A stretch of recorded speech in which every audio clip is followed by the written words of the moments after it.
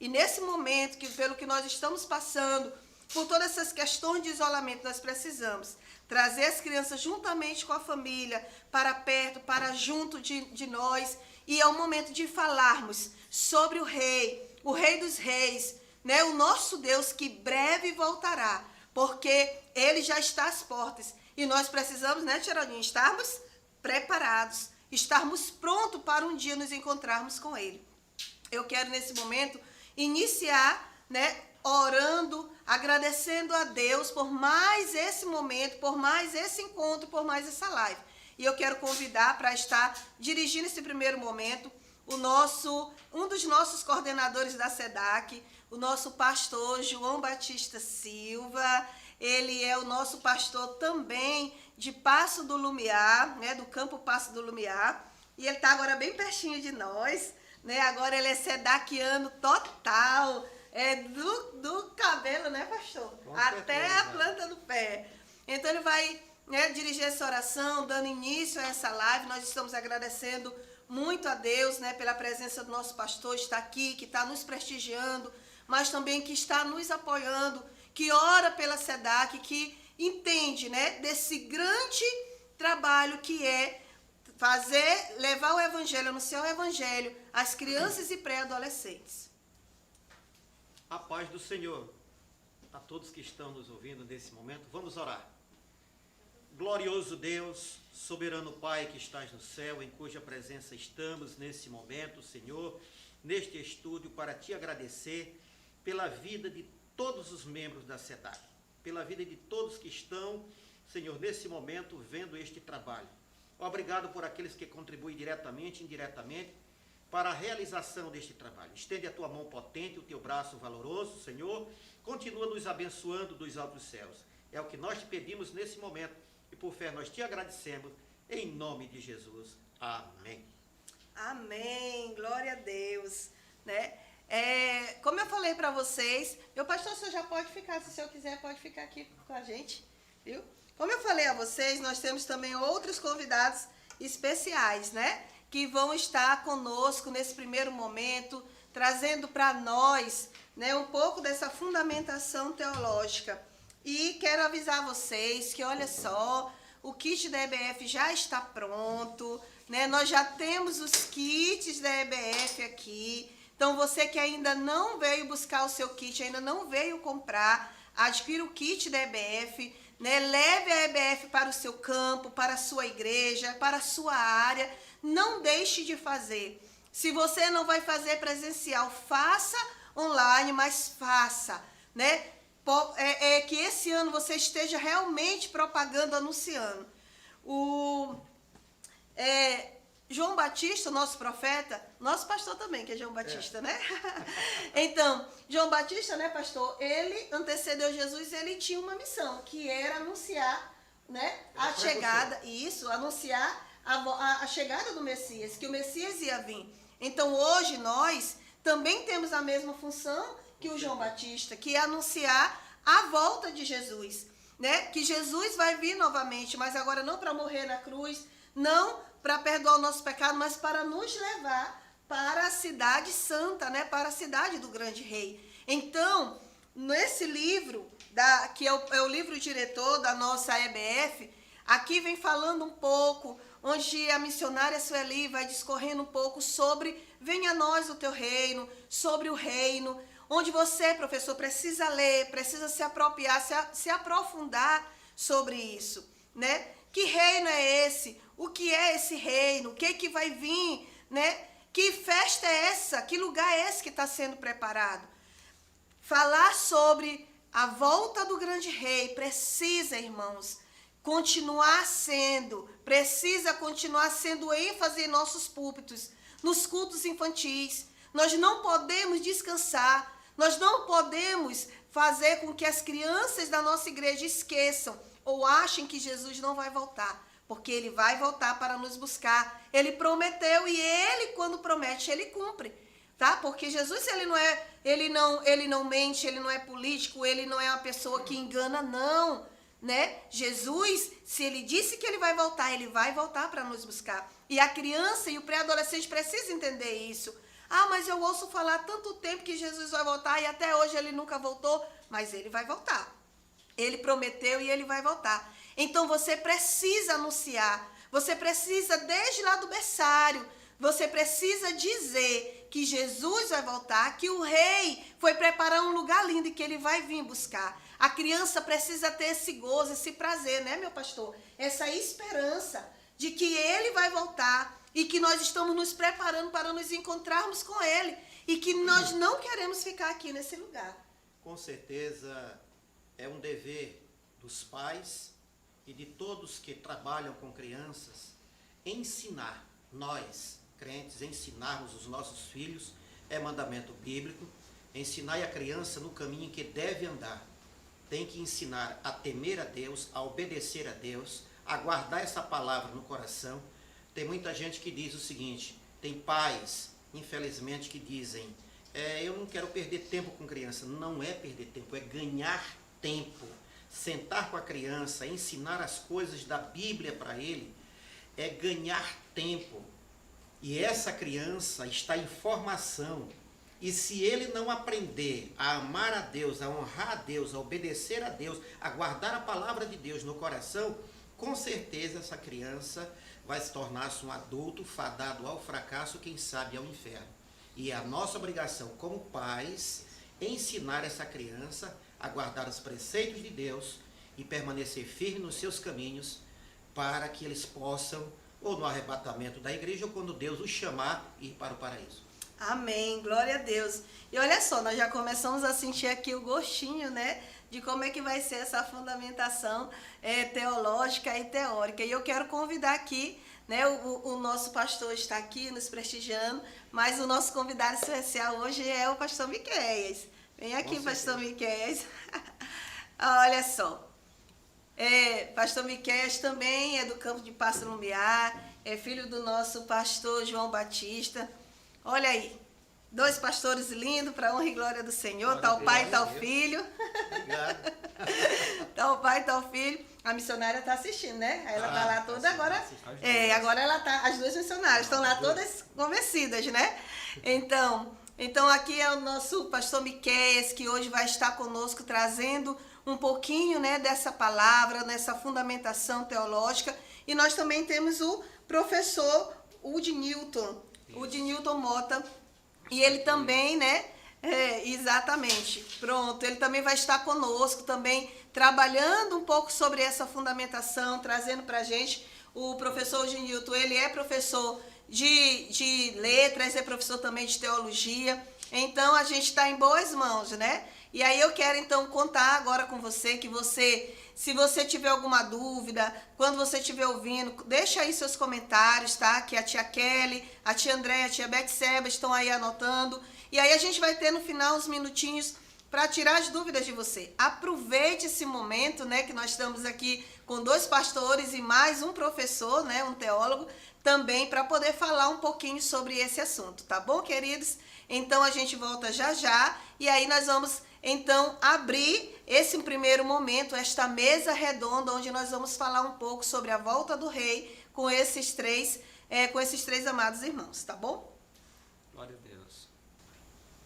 Pois bem, meus amados irmãos, minhas irmãs, quero cumprimentar todos vocês com a paz do Senhor e dizer que para mim se constitui um momento de alegria e satisfação estar cooperando com o reino de Deus nessa ocasião onde nós nos reunimos para falarmos mais sobre o nosso Rei Eternal, a pessoa de Jesus Cristo, o nosso Senhor. Está aqui conosco, já foi apresentado, mas eu quero fazer menção do professor Udnilton Mota de Carvalho, professor de teologia, professor de língua portuguesa. Tem o nosso pastor presidente da Assembleia de Deus em Passo do Lumiar, pastor João Batista, e um dos coordenadores da SEDAC. E eu quero nesse momento ceder aqui a oportunidade ao nosso pastor, que irá estar com a palavra nesse momento para alguns agradecimentos. Olá, meus amados irmãos, a todos que estão acompanhando esta live. Eu quero agradecer a Deus em primeiro lugar. Depois quero agradecer ao nosso presidente, Francisco Soares Raposo, e também agradecer à coordenadora da SEDAC, a Sueli Lima, e todos os sedaquianos. Que a boa mão do Senhor continue abençoando a todos vocês, a equipe de som, o pessoal do estúdio, a todos que trabalham incessantemente nesta tarefa árdua, espinhosa, dolorosa, porém gloriosa. Nessa tarefa de levar a palavra para as crianças e para todos que possam ouvi-la. Que o bom Deus continue lhes abençoando rica e poderosamente. Glória a Deus. O tema, o assunto para hoje é Jesus, o Rei eternal. E nós queremos começar a ter como texto base o Evangelho de Jesus Cristo segundo João, capítulo 14, e a partir do verso 1. Eu quero pedir ao professor Dinildo que faça essa leitura. João, capítulo 14, a partir do verso 1. Por bondade. O que nos diz aí? Versículo 1 diz assim: Não se turbe o vosso coração. Credes em Deus, crede também em mim. Na casa de meu pai há muitas moradas. Se não fosse assim, eu vos teria dito, pois vou preparar-vos lugar. E se eu for e vos preparar lugar, virei outra vez e vos levarei para mim mesmo, para que onde eu estiver, estejais vós também. Certo. Certa ocasião, Jesus estava reunido com seus discípulos e a ocasião era a ocasião da ceia. E eles estavam ali e Jesus começou a dizer algumas coisas que vinham acontecer. No entanto, ele disse uma frase, que um de vós há de me trair. No mesmo instante, os discípulos começaram a ficar com o coração um pouco conturbados ou turbados em relação a isso. E começaram a perguntar uns aos outros quem seria esse que iria trair Jesus. Porque eles estavam andando com Jesus, testificando das maravilhas do Rei dos Reis. E haveria alguém que haveria de traí-lo? No entanto, esse alguém nós já sabemos que é Judas, o Iscariotes. Jesus disse que aquele que haveria de traí-lo seria aquele que lhe desse um bocado molhado. E ele deu a Judas. No entanto, os discípulos que estavam ali não perceberam. Jesus se dirige para Judas e diz assim: o que tu tens para fazer, faz depressa. E Jesus passa a dizer que ele teria que partir e que no momento os discípulos não poderiam segui-lo. E começa a dizer: olha, vocês têm que amar uns aos outros do mesmo modo que eu me dediquei em amor para vocês. No entanto, aquela palavra de amor, aquele mandamento de amor, não sobressaiu o que Jesus tinha dito antes, que ele haveria de partir. E os discípulos começaram a perguntar: Senhor, para onde é que tu vais que nós não vamos poder te seguir? Como que se nós te seguimos até agora e tu vais para uma localidade onde nós não vamos poder ir?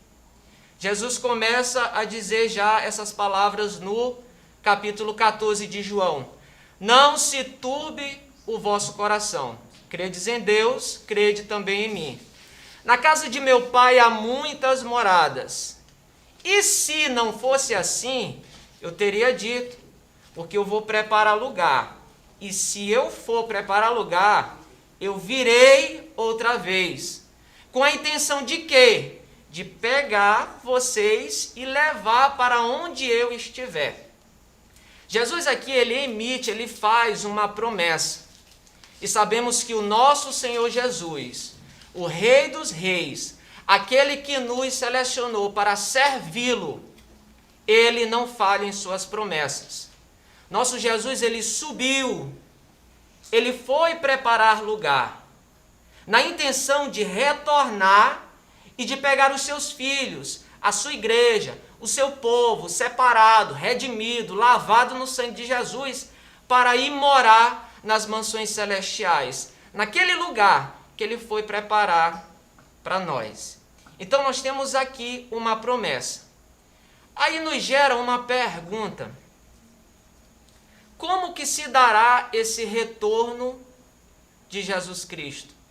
Como que ele virá buscar os seus, já que ele fez uma promessa de vir nos buscar? Como que se dará? Aqui entra o nosso primeiro assunto, em relação ao arrebatamento da igreja, ou rapto da noiva.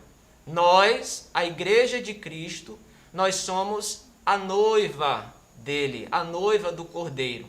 E vai chegar um momento aonde nós, na qualidade de noiva, iremos nos casar ou nos confraternizar com o noivo prometido. Este é o Rei dos Reis, a pessoa de Jesus Cristo. E eu quero perguntar alguma coisa aqui para um dos nossos convidados. Quero ceder aqui a oportunidade ao professor Udinilton, para que em algumas palavras ele nos mencione sobre o rapto da noiva, mais conhecido como o arrebatamento da igreja. Eu quero fazer uma pergunta: como se dará o arrebatamento da igreja? Primeiramente, essa pergunta. A Bíblia diz que vai ser falando de... Tem vários aspectos, né? Lá em... Paulo vai dizer, ele vai descrever o arrebatamento da igreja da seguinte forma: é que aqueles que estiverem mortos, eles ressuscitarão primeiro, e os que estiverem vivos, é uma sequência, né? Eles ressuscitarão primeiro e serão arrebatados. E logo depois, os que estiverem vivos serão transformados e também arrebatados. E se encontrarão os ares. E a partir de então começa a segunda fase, que nós chamamos do arrebatamento, que é o tribunal de Cristo. Mas ainda falando sobre o arrebatamento, ele vai dizer que é no abrir e fechar de olhos. É numa fração de segundos, né? Ou de milésimos de segundos. No abrir e fechar de olhos, eu não medi ainda quanto é o tempo que nós levamos para abrir e fechar os olhos. É claro que isso aí é apenas uma comparação, é para dizer que é muito rápido, né? Então, rápido, o nome rápido, né? Rápido da igreja. Ou seja, é um sequestro, né? É algo que vai acontecer de ímpeto, impetuosamente, rapidamente. Então, o rapto da igreja vai ser de forma muito rápida, com esta sequência, até chegarmos no céu de glória. Certo. O apóstolo Paulo, na primeira carta aos Tessalonicenses, no capítulo 4, ele vem narrar esse contexto a partir... Vamos ler aí o versículo 16 e o 17. O que nos diz? Lê um pouquinho antes. É importante ver o contexto, né? Certo. Eu vou ler 16 e 17, depois a gente conversa um pouco sobre o contexto. Tá ok. Porque o mesmo Senhor descerá do céu com alarido e com voz de arcanjo, e com trombeta de Deus. Os que morreram em Cristo ressuscitarão primeiro. Depois nós, os que ficarmos vivos, seremos arrebatados juntamente com eles nas nuvens, a encontrar o Senhor nos ares. E assim estaremos para sempre com o Senhor. Certo. Antes de comentar, é importante destacar que nós somos crentes salvos na pessoa de Jesus Cristo, membros da Assembleia de Deus, nós somos pentecostais, dispensacionalistas, e nós cremos no arrebatamento da igreja, que ele acontecerá em duas fases. E que fases são essas? A primeira é o rapto da noiva, é onde a igreja será tomada com violência daqui da terra. Como o professor Udinilton falou, é muito rápido, ele não será perceptível aos olhos daqueles que ficam ou que vão ficar. Será um acontecimento de maneira violenta, com rapidez. Então, para nós termos noção do quão rápido é, isso o professor Udinilton ele já mencionou. Então, a primeira fase do retorno de Cristo se dará no rapto da igreja, no arrebatamento da igreja. E a segunda já será um retorno de Cristo com a igreja glorificada. Isso nós vamos mencionar um pouco mais à frente. Em relação, eu vou dar oportunidade aqui para o nosso pastor falar, antes da gente comentar a referência. É interessante destacarmos que estamos falando de rapto, de arrebatamento da igreja, Mas é necessário destacarmos quem serão essas pessoas que serão raptadas, que serão levadas. São todos aqueles que estiverem preparados. João diz lá em Apocalipse: guarda o que tu tens para que ninguém tome a tua coroa. É aquele que disse: eu aceito Jesus como meu Salvador, está lá em Romanos capítulo 10, verso 9 e 10. Tem que crer, o que crê e confessa será salvo. Então, essas pessoas, e permanecerem fiéis, permanecendo fiéis, com certeza, na vinda do Senhor, ou então, se ele permanecendo fiel, chegar o fim dos dias dele aqui na terra, e ele for levado ao céu de glória, porque a única coisa que nós vamos levar daqui, está lá em Apocalipse 13, 14 e 13, são as nossas obras. As nossas obras é que nós vamos levar. E essas obras, elas vão ser passadas pelo fogo. Agora, aquele que estiver vivo será transformado em um abrir e fechar de olhos. Mas é o que estiver em paz e comunhão com Deus, guardando as suas vestimentas limpas, lavadas pelo sangue do Cordeiro. São essas pessoas que vão ser arrebatadas e vão fazer parte também da primeira ressurreição. Muito bem. Nós temos aqui a primeira classe de pessoas que vão ser arrebatadas. É as pessoas que ficarem vivas. E nós vamos entrar agora dentro desse comentário, comentar rapidamente, porque o assunto ele é extenso. Eu peço mais uma vez que o professor Udinilton, ele volte um pouquinho nos 2 versículos que ele leu, 16 e 17 do capítulo 4 de 1 Tessalonicenses, para que a gente possa entender um pouquinho melhor. Paulo está falando à igreja de Tessalônica e ele diz no versículo 11 do capítulo 4, né, nós estamos aqui estudando nesse momento o capítulo 4, para que eles procurem viver quietos, tranquilos e tratar dos próprios negócios. Ou seja, viver a vida normalmente, né? Parece que havia alguma coisa que estava deixando eles inquietos. E aí ele diz no versículo 13, não quero, porém, irmãos, que sejais ignorantes acerca dos que já dormem. E aí ele vai explicar como vai acontecer a vinda de Jesus. Ele diz no versículo 14, porque se cremos que Jesus morreu e ressuscitou, assim também aos que em Jesus dormem, Deus os tornará a trazer. Por que é importante pegar esses versículos anteriores? Porque no versículo 16 ele diz assim, ó, porque o mesmo Senhor, quem é esse mesmo Senhor? Né? Isso. A gente vê uma intertextualidade desse versículo aqui com Atos, né? Quando os anjos aparecem aos discípulos e dizem assim, ó, esse Senhor que vocês estão vendo subir é o mesmo que vai descer. E do mesmo jeito que ele subiu, ele vai descer. Exato. Né? Então, Paulo está fazendo aqui uma intertextualidade, ou seja, fazendo uma referência, né, ao que os anjos disseram. Porque o mesmo Senhor que descerá do céu. E como é que ele vai descer? Quais são as características, né? Tem outras referências que Paulo fala sobre as características, mas ele diz aqui, ó, que descerá do céu com alarido, com voz de arcanjo, com a trombeta de Deus. Certo. Então, alguém vai perceber isso. Alarido são gritos, né? Vamos dizer assim, é muito barulho, né? É muita zoada, né? Com a trombeta de Deus e com voz de arcanjo, uma voz poderosa, provavelmente. Aí chega as conjecturas, né? Essa voz de arcanjo, será que é chamando a igreja? Será que é chamando... Né? São as conjecturas, a Bíblia não está especificando. Mas uma coisa é certa, alguém vai perceber isso daqui. Claro, tudo isso vai acontecer, como ele diz aqui no mesmo capítulo, né? Vai ser no abrir e fechar de olhos. Mas vai acontecer uma sequência, né? Uma sequência de acontecimentos muito, tudo indica que fora do nosso tempo. Né? É um tempo paralelo ao nosso, que o mundo natural, o mundo carnal, não perceberá tanto de imediato. Vai perceber quando a igreja sumir, desaparecer. Aí sim o mundo vai perceber. Notar que aconteceu alguma coisa. E o apóstolo Paulo, ele andava vigilante, ele esperava Jesus, o retorno de Jesus nos tempos dele.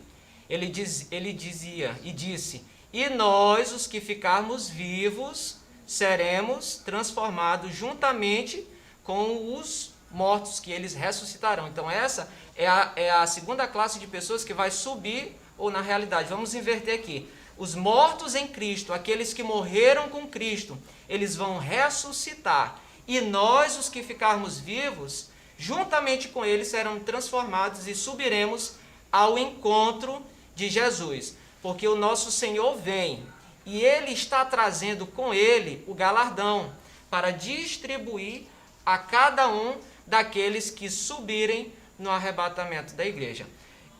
Sabemos que o assunto é bem vasto, no entanto, nós queremos pular aqui a questão do assunto e ir adiante para termos tempo suficiente para tratarmos ou pincelarmos todos os assuntos que exige este assunto. Sim, senhor. Interessante é destacarmos também o versículo 13 do capítulo 4, que ele adverte para os que ficaram, aqueles que morreram em Cristo, que Sim. hão de ressuscitar. Ele diz no verso 13, não quero, porém, irmãos, que sejais ignorantes acerca dos que desde agora morrem no Senhor. Então ele já conforta aqueles que ficaram, porque a esperança dos que ficaram é ir também. Louvado seja Deus. E essa questão da esperança, né? Rapidinho, só antes da gente pular, rapidinho, como ele diz aqui, que o motivo dele explicar isso aqui, né? Primeiro para que eles não ignorem esses fatos. Mas ele diz aqui ainda no versículo 13, para que não vos entristeçais como os demais, que não tem esperança. Não tem esperança. Né? E ele vai dizer lá em Tito, no versículo 13, né? Vou só subir um pouquinho aqui, vou ler do versículo 11 rapidinho, que diz assim, porquanto a graça de Deus se manifestou salvadora a todos os homens. Ele começa falando da salvação, porque realmente, para nós entendermos a vinda de Jesus, nós temos que entender primeiro o que é salvação. Né? Porque só os salvos subirão. Quem são as pessoas que subirão? São os salvos. Então precisamos entender o que é salvação. Então ele vai dizer, porquanto a graça de Deus se manifestou salvadora a todos os homens, educando-nos ou ensinando-nos para que, renegadas as impiedades e as paixões mundanas, vivamos no presente século sensata, justa e piedosamente. Aí vem o versículo 13, que é o que eu quero chegar. Aguardando a bendita esperança, né? E a manifestação da glória do nosso grande Deus e Salvador Jesus Cristo. O arrebatamento da igreja não é algo para causar pavor, não é algo para causar medo. O arrebatamento da igreja, o rapto da igreja, a vinda de Jesus Cristo é algo que nos causa a esperança de vivermos com Ele um dia em um mundo que não haverá essas mazelas que tem nesse mundo aqui. Certo? Pergunta que nós já sabemos a resposta, mas se faz necessário. Os ímpios, as pessoas que não crerem ou que não servem a Jesus, subirão no arrebatamento? Não, com certeza não. A Bíblia deixa bem claro que, inclusive, aqueles que estiverem vivos ficarão, né? Eles só perceberão que a terra vai continuar acontecendo as coisas normalmente. E aqueles que estiverem mortos só ressuscitarão para o dia do juízo final. Exatamente. Muito bem. Pós-arrebatamento da igreja. Os eventos que vão se seguir serão o tribunal de Cristo e as bodas do Cordeiro. Fale-nos aí um pouquinho sobre o tribunal de Cristo, professor Udinilton, e logo depois nós ouviremos aqui o nosso pastor João Batista. Em 1 Coríntios, no capítulo... Nós temos... no capítulo 3, versículo 13. Né? Primeiro nós vamos ler duas referências. Né? Apocalipse 22, 12. Né? Se vocês acharem também pode ler antes de mim, né? Só que eu já achei. Então tem assim, Apocalipse 22, 12 diz assim, eis que cedo venho, é a vinda de Jesus. Né? E o meu galardão está comigo, para dar a cada um segundo a sua obra. Então, quando Jesus vier, haverá galardões. E nós vemos que aqui em 1 Coríntios 3,13, que galardões são esses, né? Isso. 1 Coríntios 3,13, ele vai falar um pouco mais detalhadamente a respeito de que galardões são esses. Então, está aqui, 1 Coríntios 3,13. Aí diz assim, eu vou ler o 12 para poder ler, contextualizar aqui melhor. Pois não. E se alguém sobre esse fundamento formar um edifício de ouro, prata, pedras preciosas, madeira, feno, palha, a obra de cada um se manifestará na verdade. Na verdade, o dia declarará, porque pelo fogo será descoberta, e o fogo provará qual seja a obra de cada um. Então, essas obras que nós fazemos, quando nós dizemos obras, é a forma como nós nos comportamos, né? Isso. Nós nos comportamos, nós temos um comportamento como cristãos, né? Nós podemos fazer aquilo que Cristo ensinou, com os pobres, com as viúvas, pregando o evangelho, ganhando almas, né? Com os órfãos. Tudo isso faz parte do comportamento cristão, né? Tanto a parte social como espiritual. Tudo isso passará pelo fogo. Isso, então o senhor está querendo dizer que as obras que nós fazemos aqui na terra, elas são comparadas a estes objetos. Palha, feno, madeira, pedras preciosas, prata e ouro. De acordo com a qualidade daquilo que nós fazemos. Exatamente. Né? De acordo com é interessante falar, deixar muito bem claro o seguinte: essas obras, elas não nos salvam. Obras não salvam ninguém. Essas obras, elas serão avaliadas para uma questão de receber prêmios, né? Ou seja, galardões. Isso. Mas quem é que vai receber esses galardões? Aqueles que já são salvos. Ninguém pratica essas obras para ser salvo. Isso. Nós praticamos essas obras porque nós somos salvos. É o comportamento do cristão que é assim. Né? Vamos fazer uma comparação. Eu não sei se é uma comparação muito rasteira, né? Vamos dizer assim, como é que um advogado se comporta? Tem a forma dele se comportar lá no local do trabalho dele, que apenas o advogado se comporta assim, ele tem termos que ele usa, ele tem, enfim, como é que o médico se comporta lá no trabalho dele, e assim por diante, né? Eu poderia comparar com animais, mas eu acho que vai ser uma comparação muito rasteira. Então, da mesma forma, nós podemos dizer assim, como é que o crente se comporta? Ora, se o advogado se comporta de uma determinada forma, se o médico se comporta de uma determinada forma, é porque eles são médico e advogado. Nós nos comportamos e praticamos as obras que o cristão pratica porque nós somos cristãos. Faz parte da nossa natureza, daquilo que Cristo implantou em nós como um novo ser, né? Como uma nova natureza. Nosso caráter, né? Pastor João. Eu gostaria de só enfatizar aqui o que até já foi citado aqui em Apocalipse, capítulo 14 e o verso 13, com relação às obras, que o professor Odinilton explicou muito bem aqui. É a única coisa que vai nos acompanhar. Está aqui, olha. E eu ouvi uma voz do céu que me dizia: escreve, bem-aventurados os mortos que desde agora morrem no Senhor. Sim, diz o Espírito, e aqui é Espírito Santo, para que descansem dos seus trabalhos e suas obras, olha as obras, os sigam. Já foi dito, e nós estamos corroborando, as obras não salvam ninguém. As obras, elas vão ser passadas pelo fogo, e aquele que perseverar, o que sobrar daquilo ali, como já foi dito também pelo pastor Miqueias, nós enviamos para lá madeira, palha e feno, ou capim. Mas enviamos também prata, pedras preciosas, prata e ouro. Tudo o que nós fazemos em nome de Jesus, de Deus Pai, em nome de Jesus, sem aparecer, para glorificar o Deus Pai, o Deus Filho, o Deus Espírito Santo, fazemos isso aqui como cristão, porque o nosso comportamento é como cristão.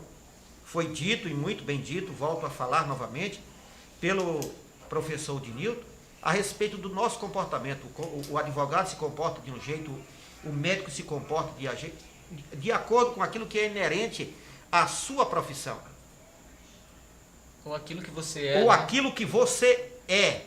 E nós, como os cristãos, nós temos que dar exemplos em tudo, porque nós somos sal, nós somos luzes e somos vistos por todos que nos cercam. Então temos que dar exemplos, e bons exemplos, porque naquele dia também receberemos o nosso galardão, porque as nossas obras, elas vão passar pelo fogo, vão ser testadas, e sendo testada e aprovada, teremos galardão. Todavia, tem aqueles que não terão galardão. Como, pastor? Por exemplo, o ladrão da cruz se arrependeu naquele exato momento. Não teve como ele trabalhar para receber galardão, mas ganhou o principal, que foi a salvação de sua alma. Perguntinha para a gente concluir o assunto sobre o Tribunal de Cristo. O que estará em julgamento? Já que se trata de um tribunal, o que estará em julgamento? Vai ser nós que formos arrebatados ou as nossas obras? Professor? A qualidade das obras. Muito bem. A qualidade Então, das obras. o Tribunal de Cristo não é para julgar a nós como um ato condenatório ou qualquer coisa parecida. O que está sendo julgado ali são as nossas obras. E mediante aquilo que for julgado, nós receberemos o galardão.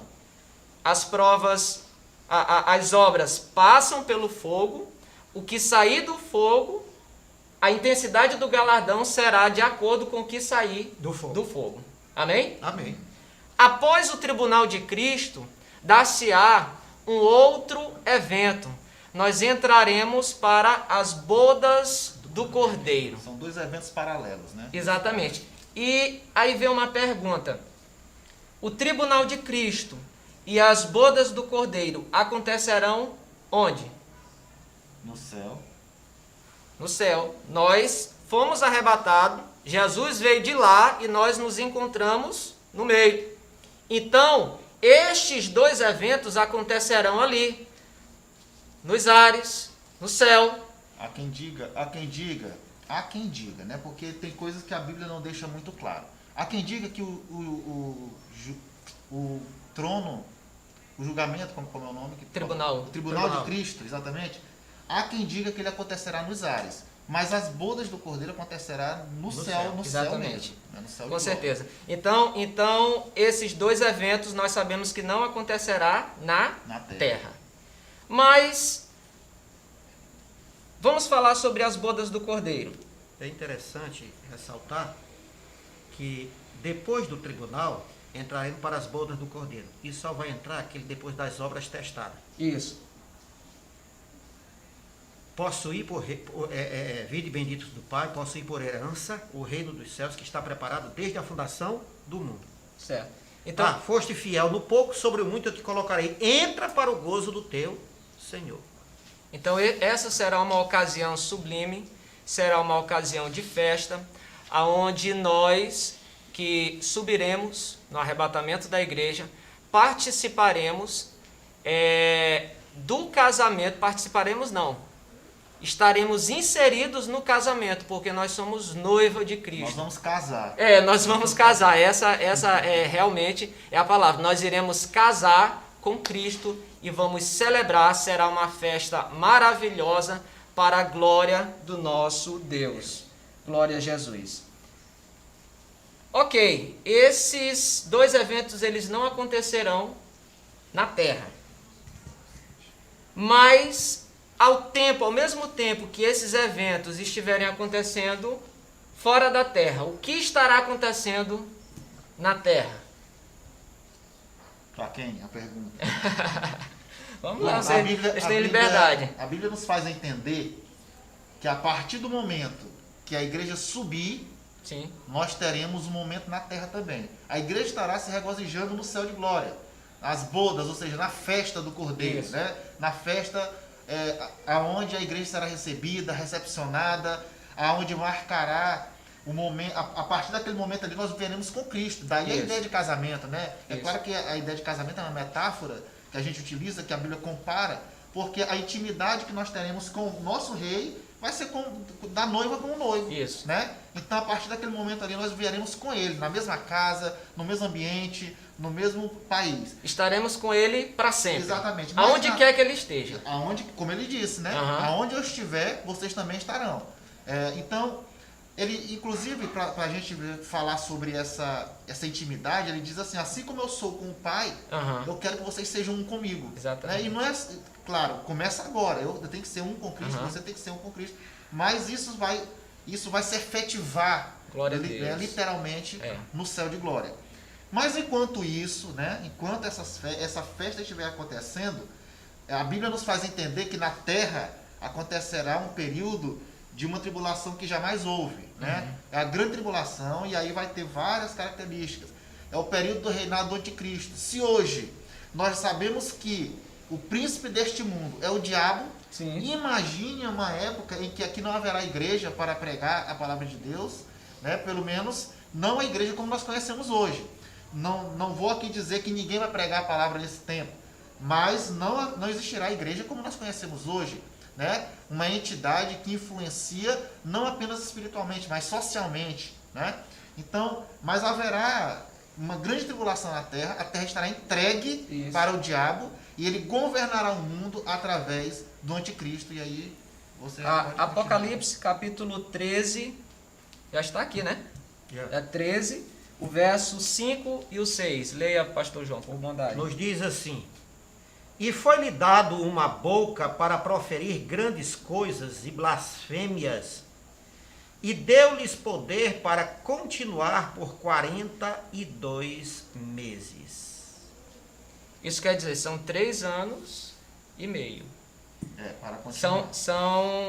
Eu não sei se a palavra certa é qualidades dadas ao anticristo, aonde ele terá autoridade, jogo de palavras persuasivas para enganar a humanidade nesse período, aonde a igreja, como ela é hoje, não estará inserida na terra. Então, ele se utilizará desses mecanismos dele para conquistar as pessoas e poder instalar ali um período satânico na terra, onde o anticristo ele irá reinar. Nesse período nós sabemos que ele dominará o mundo, ele irá fazer um acordo com Israel e vai ser um período aí de 3 anos e meio. O texto aí é claro, 42 meses, não é isso? 42 meses, 3 anos e meio. E após isso, o acordo com Israel ele vai ser quebrado. Por quê? Ele vai querer ser Deus, se sentar no trono e querer ser adorado. Aí vai ser o tempo em que Israel vai dizer assim, não, peraí, até aqui foi tudo bem no nosso acordo, nós vamos partir agora. Nós não aceitamos isso. Vai ser um período onde ele vai proibir sacrifícios, adorações ao Deus de Israel. O Deus verdadeiro. Exatamente. O grande Yoshua Rabashia, o grande Yavé. O Deus verdadeiro. Professor Udinilton, nos diga algo sobre a grande tribulação. Olha, quero pegar da onde você falou aí, que o anticristo ele vai ter uma palavra persuasiva, né? Isso. Vai conquistar o mundo. Nós já podemos ver o espírito do anticristo agindo hoje. O mundo está sendo preparado, literalmente, para receber o anticristo. Mesmo porque a Bíblia diz que o mundo jaz no maligno. Exatamente. Então nós temos aqui em 2 Tessalonicenses capítulo 2, do versículo 1 em diante, eu vou ler até o versículo 4, que diz assim: irmãos, Paulo instruindo os irmãos de Tessalônica, né? Irmãos, no que diz respeito à vinda de nosso Senhor, Jesus Cristo, e à nossa reunião com Ele, nós vos exortamos a que não vos demovais da vossa mente com facilidade, nem vos perturbeis, quer por espírito, quer por palavra, quer por epístola, como se procedesse de nós, supondo tenha chegado o dia do Senhor.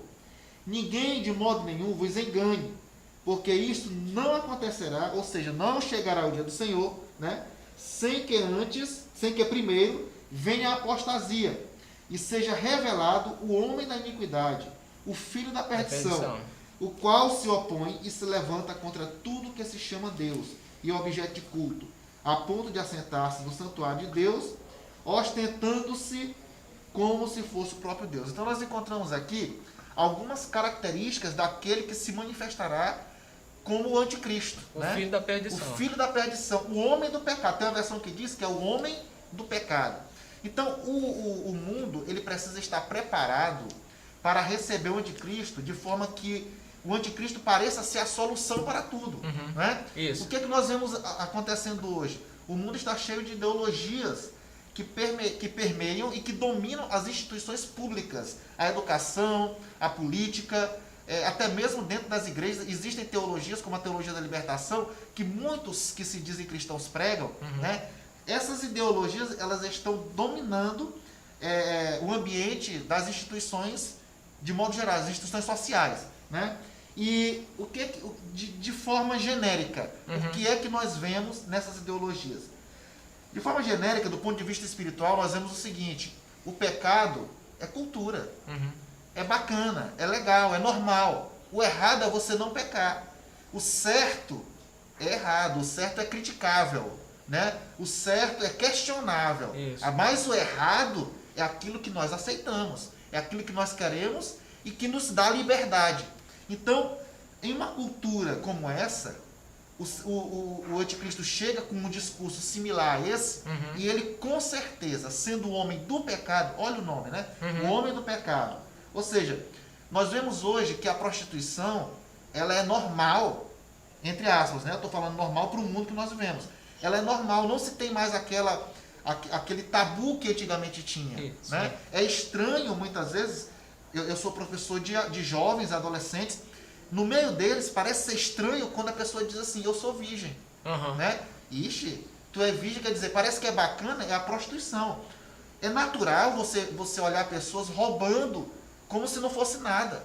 Você deixa a caneta, um exemplo, deixa a caneta aqui, de repente ela some. Você já espera que ela vai sumir. Isso. Né? Porque é cultural. O aumento da iniquidade. Exatamente, o aumento da iniquidade. Então, um mundo como esse, ele está praticamente preparado para receber o homem do pecado. Aquele homem que reinará e terá como base ações de pecado para conquistar o mundo caído. Né? E aí a gente acaba sendo, nós, na qualidade de igreja, sendo enxergados como realmente pessoas marginalizadas, pessoas que estão aí aquém daquilo que é normal hoje, né? Nós somos taxados como quadrados, antiquados, arcaicos, retrógrados, tudo, né? reacionários e tudo isso.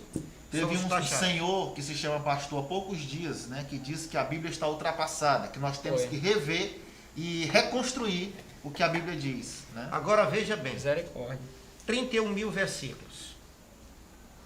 Esse livro foi escrito por cerca de 40 autores. Levou-se quase 1.600 anos para ser escrito. A maioria dos escritores não se conheceram. A palavra, ela é inerrante, ela é inefável, ela é inspirada, e nós cristãos, cremos, taxativamente nós cremos que é a palavra de Deus. E só podemos dizer isso que nós estamos falando agora, porque nós cremos nesta palavra. Por isso que Davi disse lá no Salmo 119 e o verso 11: escondi a tua palavra no meu coração para eu não pecar contra ti. Como ele aqui é professor de jovem, o verso 8 diz assim: de que maneira poderá o jovem guardar puro o seu caminho? Aí vem a resposta: observando segundo a tua palavra.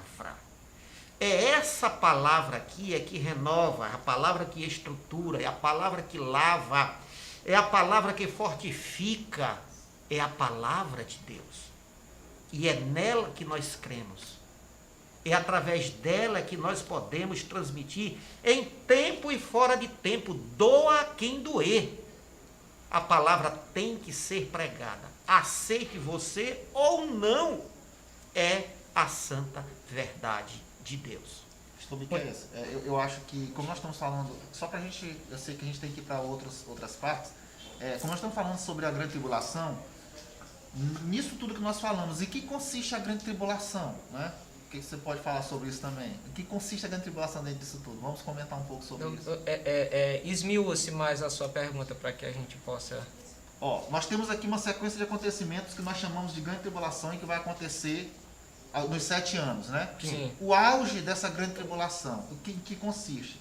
Por exemplo, ele diz aqui, segundo Tessalonicenses, onde nós lemos aqui, diz que este ser humano aqui, esta pessoa que será possuída pelo diabo, ele é contra tudo que é Deus, ou seja, tudo que tem referência a Deus.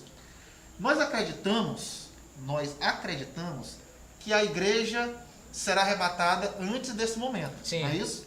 Mas, de uma forma ou de outra, algumas pessoas, provavelmente pessoas desviadas, que estarão aqui na Terra, elas que perceberão o que está acontecendo, rapaz, era verdade aquilo que era pregado, né? Eu vacilei, eu descansei e agora eu fiquei. Algumas dessas pessoas, porque nós sabemos que haverá salvação também durante a grande tribulação, nós não vamos entrar nisso, mas a Bíblia mostra isso muito claramente, né? Então, assim, algumas dessas pessoas ficarão aqui e essas pessoas também colaborarão para a salvação de outras pessoas.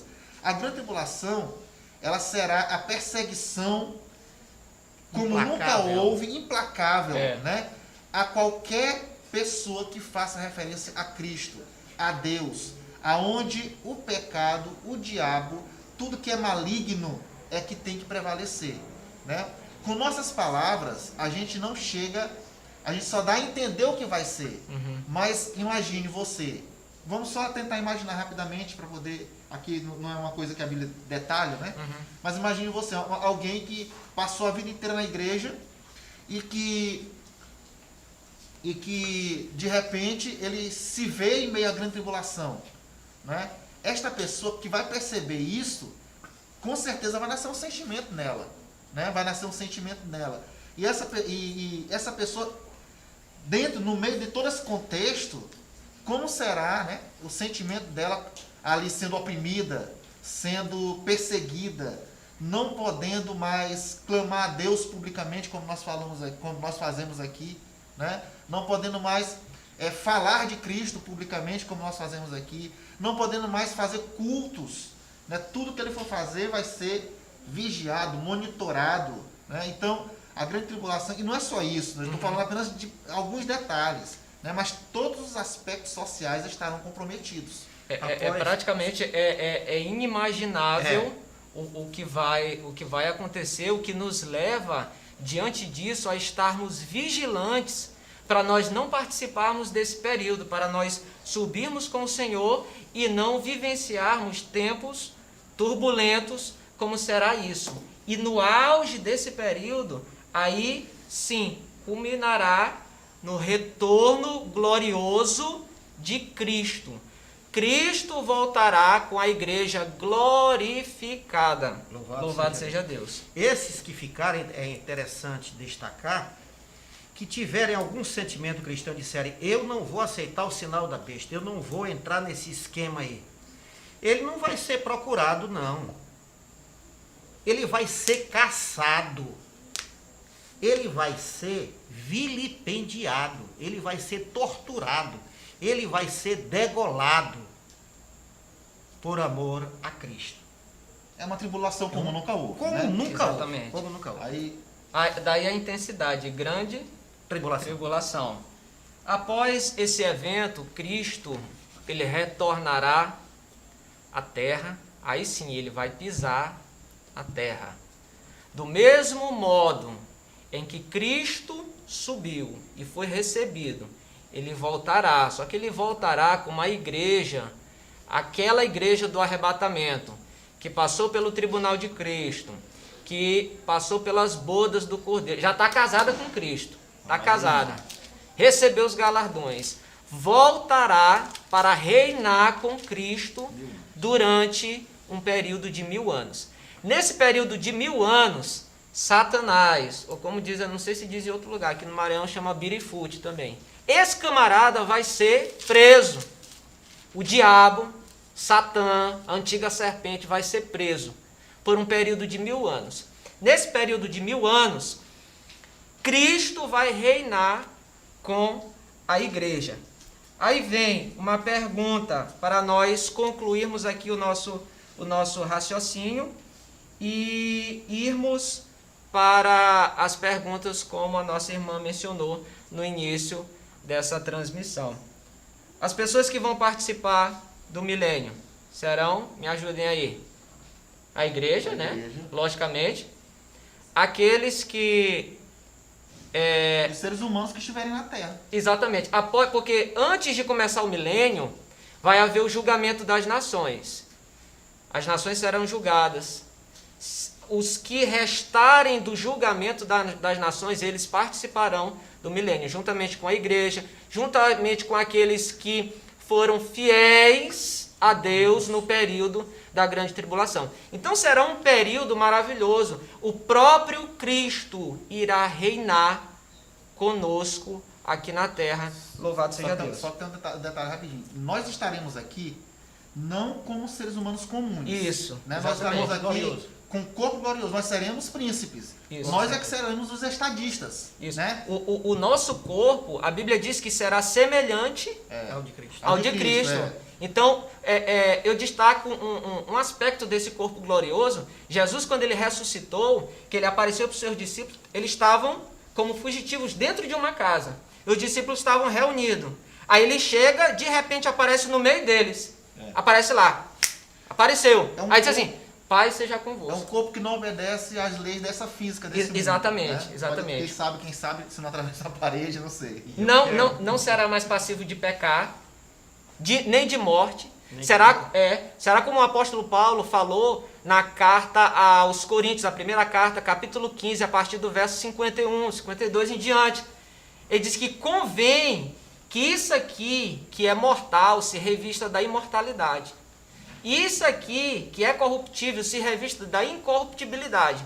Então, para estarmos com o Senhor, é necessário que isso aconteça. E nós vimos que essa transformação acontecerá por ocasião do arrebatamento da igreja. É uma outra natureza. É um outro ser que nós seremos. Né? Exatamente. Para encerrarmos, eu quero deixar aqui a minha última participação nesta live e dizer para você o conselho que Paulo disse aos romanos lá no capítulo 12. Quando ele diz, verso 1 e 2, rogo-vos, pois, irmãos, que apresenteis os vossos corpos, ou o vosso corpo, em sacrifício vivo, santo e agradável a Deus, que é o vosso culto racional. E não vos conformeis, não é para nós nos conformar com tanta atrocidade, com tanta maldade, com tanta crueldade que está aí. E não vos conformeis com este mundo, mas transformai-vos pelo poder da renovação do vosso entendimento, para que experimenteis qual seja a boa, agradável e perfeita vontade de Deus. E só para encerrar, 1 de Pedro 5,8, sede sóbrio, pois, vigiai, porque o diabo, vosso adversário, está ao vosso derredor, bramando como leão, buscando a quem possa tragar. Enquanto no Salmo 34, verso 7 diz, o anjo do Senhor acampa-se ao redor dos que o temem e os livra, aqui, 1 de Pedro 5,8, o diabo está ao derredor. Que Deus te abençoe, que Deus te guarde, Deus te fortaleça. Prepara-te para encontrar-te com o teu Deus. É importante só citar que depois do milênio ainda haverá alguns eventos que nós não vamos falar aqui por uma questão de tempo, mas da volta do final, novo céu, nova terra, em uma outra oportunidade a gente pode falar. Exatamente.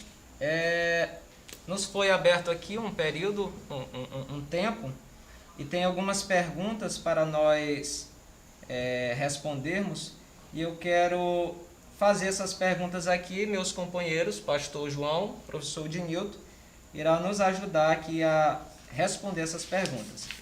A tia Digi, da Assembleia de Deus, Campo...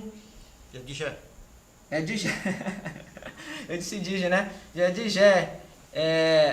AD Campo Comasa, Polo Maracassumé. Falem sobre o julgamento no tribunal de Cristo. Foi o segundo ponto que nós falamos, né? Nós mencionamos, é um período que será após o arrebatamento da igreja. Vai ser onde a igreja estará reunida, aonde teremos as nossas obras passadas pelo fogo, julgadas, as obras, não nós, as obras que nós fizemos aqui na terra. Mediante ao julgamento dessas obras, nós receberemos uma premiação que chamamos de galardão, um prêmio mediante as obras que nós fizemos aqui para o crescimento da obra de Deus. Então, é um tribunal que ele não é para julgamento nosso, mas sim das nossas obras. Ali nós já estaremos salvos para sempre com Jesus. Aonde Jesus for, nós estaremos juntamente com Ele.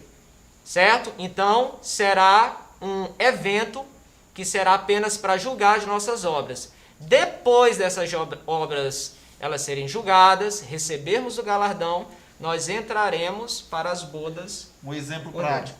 A tia de Jé já é crente e já é salva. Isso. No tribunal de Cristo, Deus vai avaliar, né, vai passar pelo fogo as obras que ela tem feito no ministério infantil. Exatamente. Né? E aí ela vai receber um galardão pelas obras que ela tem feito no ministério infantil que ela trabalha. E outras áreas da obra de Deus que a tia de Jé trabalha, certo? Outra perguntinha. A Idalena Melo, ela pergunta o seguinte: terá salvação na grande tribulação? Sim. Sim, a Bíblia fala que João viu aqueles que vinham da grande tribulação, os santos que vinham da grande tribulação, que morreram, que estavam com as roupas salpicadas de sangue, que foram mortos. Então, algumas pessoas vão morrer durante a grande tribulação por amor a Cristo. E essas pessoas serão salvas. Elas ouvirão a palavra de Deus, elas vão crer e serão salvas, sim. Só que, apesar de haver salvação no período da grande tribulação, isso não é motivo para nós relaxarmos uma vida de fé com o Senhor, podendo ter uma chance de ser salvo na grande tribulação. Será um período, olha o nome, tribulação, e a intensidade dessa tribulação é grande. Muito menos perder é o grande banquete que será. Exatamente. É correr um risco muito grande. Se hoje é difícil para nós, né, nos mantermos. Sempre é difícil para qualquer. Sempre foi difícil para o cristão se manter fiel. Imagine um mundo onde o diabo governa literalmente através de uma pessoa. Aí, Outra pergunta. Vamos lá. A irmã Luciana Nascimento. Nós já estamos passando pelo princípio das dores? É uma pergunta. Estamos passando pelo princípio das dores? Olha, com certeza nós estamos passando por dores. Não é? O mundo que nós vivemos, o Brasil ainda é, por exemplo, só um exemplo. Tem pessoas que sofrem muito mais do que nós neste mundo. Sim. Nós estamos começando a sentir os impactos da contaminação ideológica no nosso país. Nós já somos cerceados, muitas vezes, do nosso direito de pregar a palavra. Um dia desse, uma juíza aqui no Maranhão prendeu um pastor porque estava pregando numa caixa de som, na cidade de Codó. Então já está começando. Isso são dores. Corotá. Isso são dores. É o princípio das dores que Mateus 24 fala? Olha, realmente nós não sabemos. Mas que já são dores, não é? Muito bem. Pergunta. Eu estou tentando aqui decifrar. Tá, eu vou ler do jeito que está aqui. Estão perguntando como sei se vou ao céu. Como sei se eu vou ao céu? A Bíblia diz que o Espírito de Deus testifica com o nosso espírito de que nós somos filhos de Deus. Se você não tem essa convicção, eu não estou dizendo que você não tem, entenda. Se é uma condição, né? Se você não tem, alguma coisa está errada. Nós precisamos ter a convicção de que somos salvos. Se você tem a convicção de que é salva, você tem a convicção de que entrará no céu de glória. Isso aí não é algo que se explica. É algo que se sente a partir do momento que você recebe Cristo em sua vida. A certeza de que vamos para o céu é baseado nas promessas que o próprio Cristo fez. Então, Cristo, ele é cumpridor de suas promessas. Então, se ele estabeleceu uma promessa para uma classe de pessoa, a igreja, o seu povo, certamente ele vai cumprir. Então, se eu me enquadro dentro desta promessa, eu tenho certeza de que eu vou para o céu, baseado no que Cristo falou. Não de que uma pessoa alheia ao Evangelho falou, mas o próprio Cristo, o Rei dos Reis, o Senhor dos Senhores. Nós encontramos as certezas apenas no Evangelho, não nos ensinamentos de outra pessoa. Exatamente. Jesus disse assim: eu sou o caminho, a verdade e a vida. A verdade e a vida. Ele é o caminho. Artigo definido. Ele não é um caminho, dando a ideia de que tem outros caminhos. Ele é o caminho. O único acesso ao céu é Jesus. Quer ir para o céu? Aceita Jesus. A verdade. Tem meio mundo de ideias que levam a caminhos diferentes. mas ele é a verdade e o único caminho e a vida, não uma vida. Existe uma coisa que eles dizem muito aí no mundo. Todos os caminhos levam a Deus. É mentira do diabo. É mentira do diabo. Só existe o caminho, artigo, Jesus. Ele disse, eu sou o caminho, eu sou a verdade e eu sou a vida. 1 Timóteo, capítulo 2.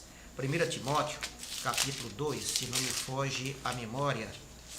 Vamos bem aqui, para não, que o tempo já exauriu.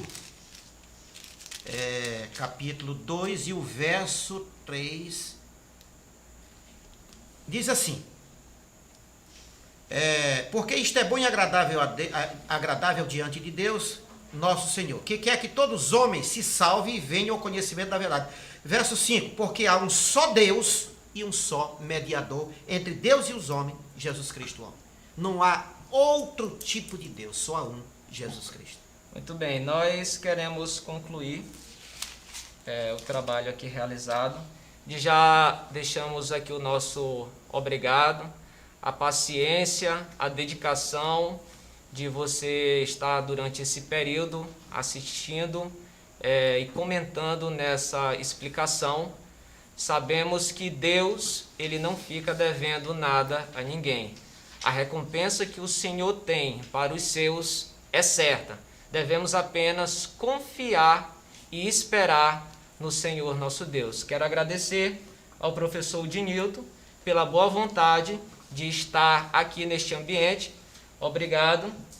Obrigado, pastor João Batista, pelo seu apoio. O pastor João Batista é o meu pastor, eu auxilio ele na Assembleia de Deus Campo, Passo do Lumiar, e para mim é uma honra grande estar ali ao seu lado. Obrigado pelo seu apoio e pela sua dedicação. Obrigado também à equipe da SEDAC pelo convite, pela oportunidade. Obrigado, irmã Sueli, irmã Silva, todo mundo. A irmã Silvia, a Sueli, a toda essa equipe maravilhosa, que a boa mão do Senhor continue lhes abençoando. Pois Forte ainda abraço. tem aqui, viu, pastor? Chegou aqui duas assim de última mão. Sim. Pronto. Que diz assim: a igreja ainda verá o início da grande tribulação, a primeira.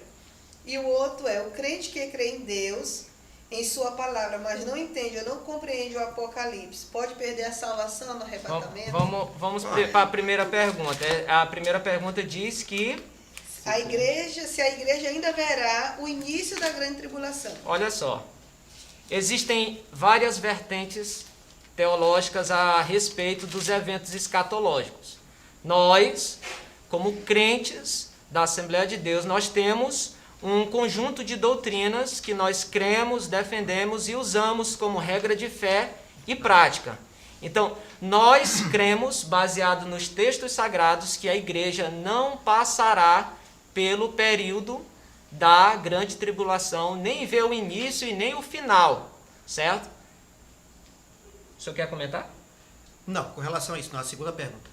Segunda pergunta. A segunda é: o crente que crê em Deus, em sua palavra, mas não entende ou não compreende o Apocalipse, ele pode perder a salvação no arrebatamento? Deixa eu dizer uma coisa só para ele depois dizer. Não, eu vou dizer aqui. Romanos capítulo 10, verso 9 e 10. Diz assim: a saber, se com a tua boca confessares ao Senhor Jesus e em teu coração creres que Deus os ressuscitou dos mortos, será salvo. Portanto, essa pessoa, se creu, é salvo. Verso 10, porque, visto que com o coração se crê para a justiça e com a boca se faz confissão para a salvação. Se ele creu e fez confissão para a salvação, mesmo ele não entendendo o Apocalipse, ele está salvo.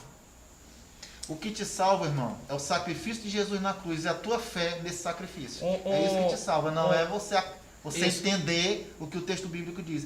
É importante você estudar a Bíblia e entender o texto bíblico para você usufruir ainda mais das bênçãos de Deus, daquilo que a Bíblia te oferece. Mas o que te salva é você crer que Jesus Cristo morreu por ti e que por isso você é salvo. É isso. Perfeito. Eu só tenho um versículo para deixar como referência do primeiro esclarecimento que a gente deu.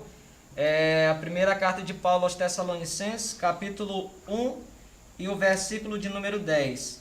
E esperar dos céus a seu Filho, a quem ressuscitou dos mortos, a saber, Jesus, que nos livra da ira futura. A igreja não vai ver princípio, nem meio, nem final da grande tribulação. Amém, Sim, senhora. né? Nós íamos ficar aqui ouvindo aqui a noite toda, né? Se fosse com nós, o pessoal tá aí gostando muito, dizendo que o tema é muito maravilhoso, muito esclarecedor. E nós podíamos ficar aqui a noite toda ouvindo vocês. E a gente que está aqui agradecido pela presença, né, pelo pastor Miquel ter aceitado o nosso convite, pastor João Batista e o nosso professor Udinilton. É o Udinilton, porque nós temos o pastor Udinilson. Eu estou aqui confundindo, né? Nosso pastor que é o coordenador também do nosso polo. Né? Então, que terem aceitado o convite, estar aqui conosco, que a gente está assim, mesmo assim, nos sentindo honrado pela presença de vocês. E quero dizer que voltem sempre, viu? Amém. Está aberto Amém. aqui a SEDAC, é de vocês. Glória é a Deus. nossa, viu? Muito Glória a obrigada, que Deus abençoe. E aí eu vou chamar já a irmã Heraldine. E a gente vai começar aqui louvando ao Senhor Jesus, enquanto a missionária Sueli, que já se aproxima, não sei se ela já estiver aí, já quiser também aqui agradecer, aparecer agora, agradecer os pastores, pode vir, missionária, ficar à vontade. Daqui a pouquinho ela vem para falar então sobre a escola de paz, né? Trazendo esse Glória a tema Deus. lindo, Glória a maravilhoso, viu, Deus. pastor João Glória a Batista? E Deus. nós vamos trabalhar na escola de paz, Amém. Davi e Absalão, olha só. Amém. O grande Maravilha. desafio, né? Pronto, está aqui. Verdade, passamos só por aqui para agradecer. Glória a Jesus. Glória a Deus. Glória a Deus. Estava ali assistindo a aula de camarote, é muito bom, melhor assim. Pois é. Muito E bom. agradecer a Deus e agradecer a todos vocês também que estão assistindo, estão participando, estão perguntando. Esse é um tema muito complexo. Aparentemente não é um tema para crianças, mas é apenas aparentemente. Eu tenho sempre dito aqui que é o único livro que tem promessa para quem lê. Isso. Bem-aventurado aquele que lê as profecias deste livro. Glória Então a a Deus. gente precisa trabalhar o livro de Apocalipse como livro da esperança, porque nós não precisamos ter medo do que virá, porque nós estamos seguros com o Senhor. Nosso nome Amém, está escrito no livro da vida. Glória a Deus. E é para isso que nós servimos ao Senhor, para Isso. proclamar essa verdade. Glória Então, a muito Deus. obrigada, professor, pastor Miquel, pastor João. Amém. Obrigada a todos vocês. Nós Amém. vamos agora para a segunda parte do nosso trabalho, que é a Escola de Paz.